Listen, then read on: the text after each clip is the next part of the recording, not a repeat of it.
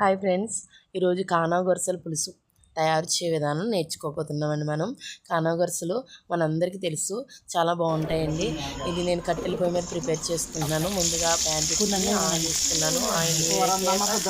Onions వేసుకున్నాను. ఈ onions అనేవి బాగా వేయించాలండి. బాగా బ్రౌన్ కలర్ వచ్చేంత వరకు కూడా మనం ఆనియన్స్ వేయించుకోవాలి.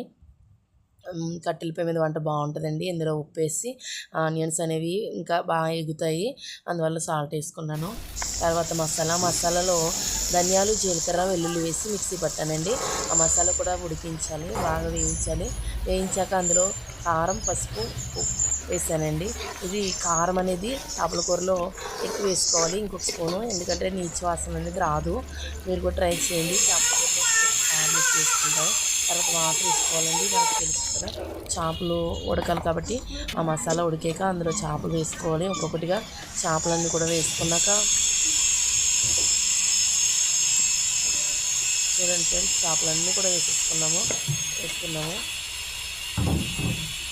చేపలన్నీ వేసుకున్నాక దాన్ని మూత పెట్టేసుకున్నామండి. కొంచెం సేపు ఉడుకుతుంది. అది ఉడుకుతూ ఉన్నప్పుడు మనం అందులో పులుసు వేసుకోవాలి. ఇది చింతపండు పులుసుని నానబెట్టుకున్నాము. కొంచెం చింతపండు అది పులుసు కింద పిండుకుని వేసుకున్నానండి. చింతపండు పులుసు వేసుకొని కొంచెం సేపు ఉడికించాలి. మరలా కొంచెం సేపు ఉడికాక తీసుకుంటే సరిపోతుంది.